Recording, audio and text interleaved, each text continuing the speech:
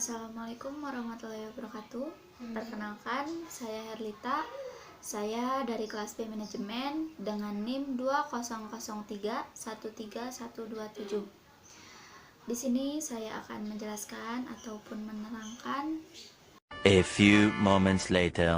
atau juga mempresentasikan mengenai apa itu zakat, jenis zakat, lalu mengapa sih sampai saat ini masyarakat di Indonesia masih belum mengetahui apa itu zakat atau masih belum membayar zakat selain zakat fitrah.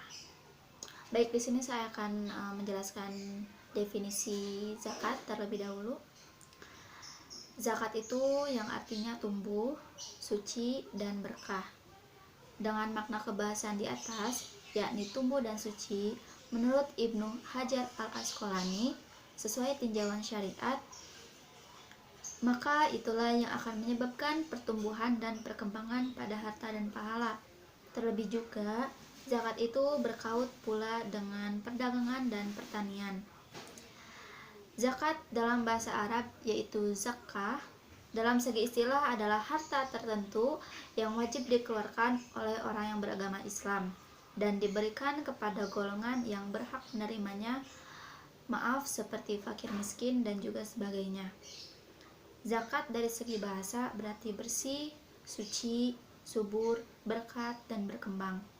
Menurut ketentuan yang telah ditetapkan oleh syariat Islam, menurut Undang-Undang Nomor 38 Tahun 1999 disebutkan bahwasannya zakat merupakan harta yang wajib disisihkan oleh orang muslim sesuai dengan ketentuan agama untuk diberikan kepada yang berhak menerimanya.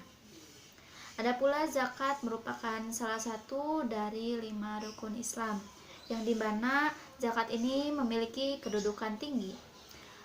Allah SWT juga berfirman dalam Quran Surat Al-Baqarah surat kedua ayat 43 yang artinya dirikanlah sholat dan bayarkanlah zakat. Baik, selanjutnya di sini saya akan menjelaskan macam-macam zakat atau jenis-jenis zakat. Ada 2, yaitu zakat fitrah dan juga zakat mal. Mungkin teman-teman lebih mengerti gitu, lebih tahu apa itu zakat fitrah. Zakat yang biasa dibayar pada saat bulan Ramadan atau sebelum pelaksanaan sholat hari raya Idul Fitri. Nah, di sini saya akan menerangkan apa itu zakat fitrah.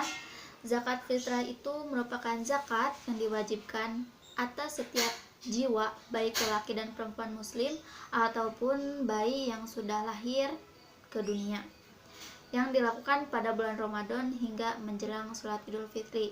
Jika zakat fitrah dibayar setelah sholat Idul Fitri, itu sudah bukan dinamakan zakat fitrah lagi, akan tetapi itu hanya sedekah. Lalu yang kedua ini ada zakat mal. Mungkin untuk sebagian orang masih belum lumrah apa itu zakat mal. Di sini saya akan menjelaskan apa itu zakat mal. Zakat mal itu merupakan zakat yang dikenakan atas segala jenis harta yang secara zat maupun substansi perolehannya tidak bertentangan dengan ketentuan agama. Sebagai contoh, zakat mal terdiri atas uang, emas, surat berharga, penghasilan profesi, dan hal lain sebagainya. Sebagaimana yang terdapat dalam Undang-Undang Nomor 23 Tahun 2011 tentang pengelolaan zakat, Peraturan Menteri Agama Nomor 52 Tahun 2014 yang telah diubah 2 kali dengan perubahan kedua adalah Peraturan Menteri Agama Nomor 31 Tahun 2019 dan pendapat Syekh Dr. Yusuf Al-Qardawi serta para ulama lainnya. Di sini ada pula macam-macam zakat mal. Yang pertama itu ada zakat emas dan perak, juga logam mulia, yang dimana zakat ini merupakan zakat yang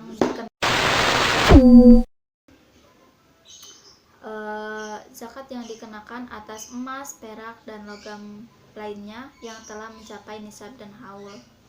Selanjutnya ada zakat uang, surat berharga, yang dimana zakat ini merupakan zakat yang dikenakan atas uang surat berharga yang telah mencapai nisab ataupun haul. Zakat perniagaan. Zakat perniagaan ini ialah zakat yang dikenakan atas barang perniagaan yang telah mencapai nisab dan juga haul.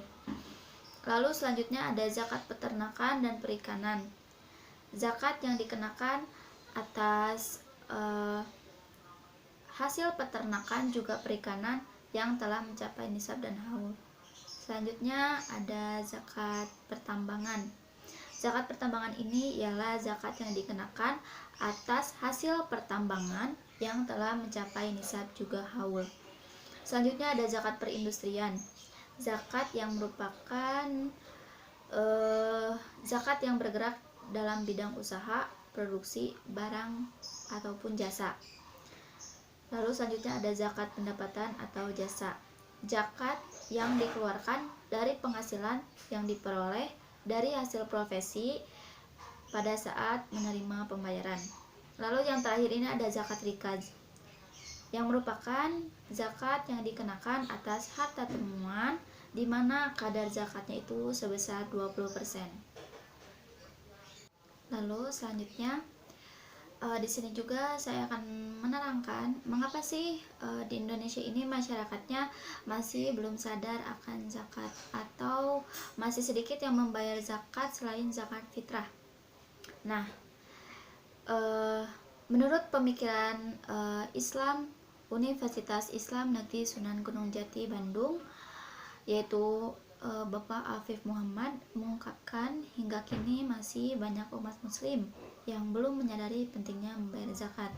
Menurutnya ada beberapa faktor yang memang dapat dijadikan sebagai penyebab mengapa masyarakat Indonesia masih belum sadar akan pentingnya zakat ini. Di antaranya ialah tingkat kepercayaan masyarakatnya masih rendah kepada lembaga-lembaga pengelola zakat. Akibatnya imbuhnya masyarakat mengeluarkan zakat langsung kepada mustahiknya. Selain itu pula, dia meyakini masih banyak di antara kaum muslimin yang belum mengerti cara menghitung zakat dan kepada siapa zakatnya itu dipercayakan atau disalurkan. Lalu faktor lainnya ialah tidak adanya sanksi atau hukuman bagi orang yang masih tidak ingin mengeluarkan zakat. Hal inilah yang mungkin dikira berbeda dengan pajak, yang dimana jika tidak membayar pajak itu akan dikenakan sanksi atau hukuman. Hampir 20% warga negara muslim Indonesia merupakan masyarakat yang berpenghasilan cukup untuk menjadi muzaki. Jumlah mayoritas tersebut didasarkan pada statistik tentang pemelukan atau pengakuan keberagaman dalam KTP atau kartu tanda penduduk.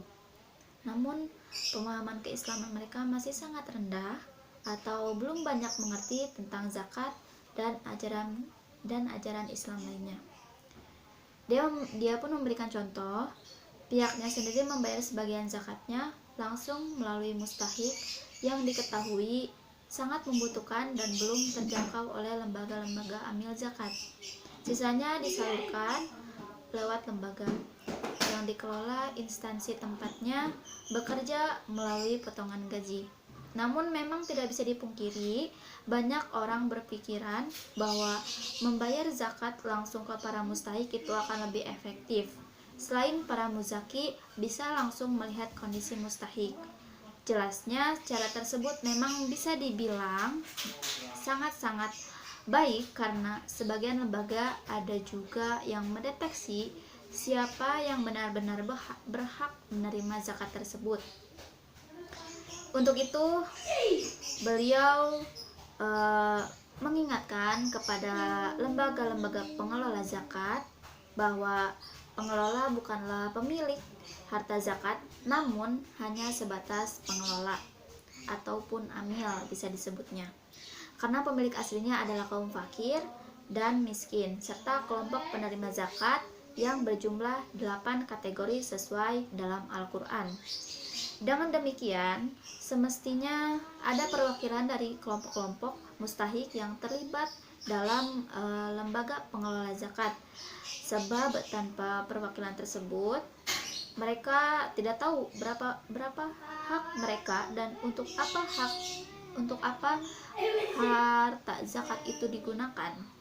Sedangkan para karyawan di lembaga-lembaga tersebut hanya berhak atas 1/8-nya saja. Masalah ini mungkin benar-benar mengganggu pikiran beliau selama bertahun-tahun ini. Itulah sebabnya kenapa pengelolaan zakat efektivitasnya kurang terlihat. Mungkin hanya itu saja yang bisa saya sampaikan. Kurang lebihnya mohon dimaafkan. Wabillahi taufiq wal hidayah. Wassalamualaikum warahmatullahi wabarakatuh.